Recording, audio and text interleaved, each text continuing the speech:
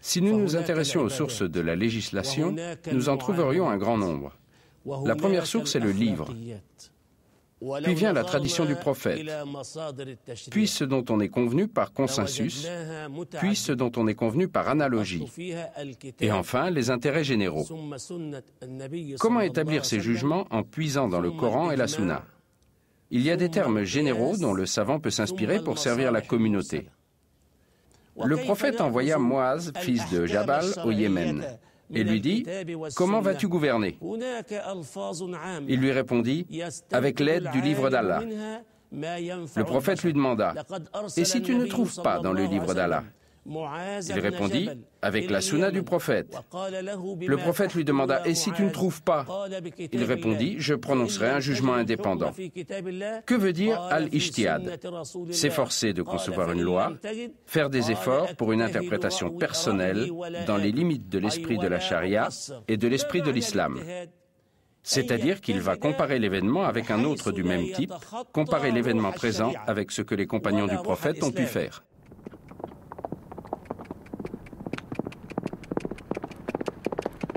S'étrangler au vent du galop, faire jaillir le feu du choc des sabots, au petit matin donner l'assaut dans un soulèvement de poussière qui porte au cœur de la mêlée. Par tout cela, je le jure, l'homme est ingrat envers son Seigneur. De cela il peut témoigner, mais l'amour des biens le rend avide. Alors ne le sait-il pas? Quand l'intérieur des tombes sera bouleversé et l'intérieur des poitrines récapitulé, leur Seigneur en ce jour sera d'eux informé. Sourate 100.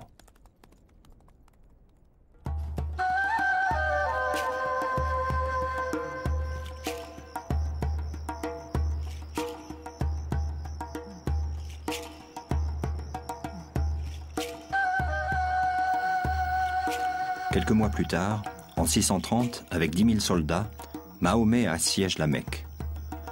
On allume partout autour de la ville 1000 foyers d'immenses flammes.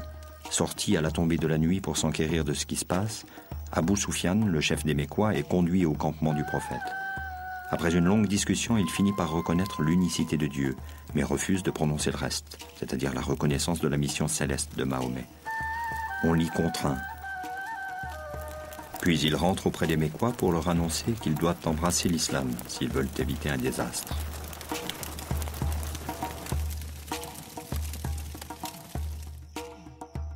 De fait, le lendemain, les troupes de Mahomet, sans coup férir, investissent la ville.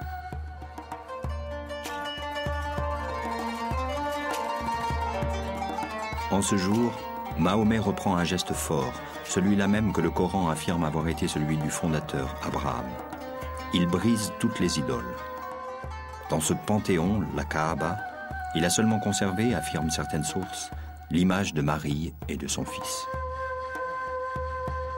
كانت حواري مكة قد امتلأت أمانا وسلاما وراح رجالها يخرجون يستطلعون الأخبار فإذا بنداء بلال يصدح في مكة الله أكبر الله أكبر الله أكبر الله أكبر إلى آخر الأذان واجتمع الناس في حرم الله حول بيت الله وجاء رسول الله صلى الله عليه وسلم ثم قال للناس وقد اصطفوا جموعا نساء ورجالا قال يا معشر قريش ما تظنون أني فاعل بكم وهذه العبارة تعني أن رسول الله صلى الله عليه وسلم وقد انتصر بحد السيف أن يسود عرف العرب آنذاك المنتصر بالقوة يملك الديار والمال والمتاع ويملك الرجال ورقابهم والنساء والأولاد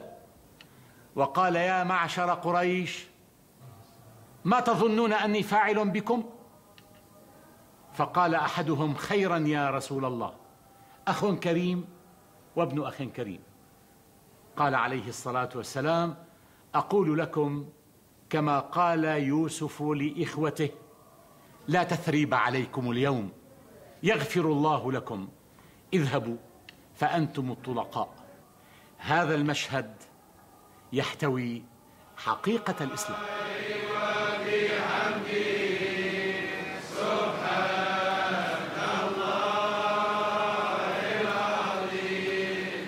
Cette magnanimité du prophète à l'égard des siens, les Mécois, rivaux de toujours des Médinois, a provoqué une certaine irritation chez les Ansars, les fidèles de Médine. Selon les notables de Médine, il était inacceptable que l'on accorde la grâce à ces idolâtres vaincus, vieux persécuteurs du prophète. Il a déclaré l'amnistie générale, sauf pour 4 ou 5 personnes à propos desquelles il a dit « Ceux-là, tuez-les, même s'ils s'accrochent aux parures de la Kaaba, tant ils avaient nui aux prophètes et aux musulmans. » Il a dit « Partez, vous êtes libres ». Il leur a tous pardonné, et c'est là l'attitude qu'il a érigée en principe, celle que devraient suivre les musulmans jusqu'au jour du jugement dernier. C'est un dessein politique et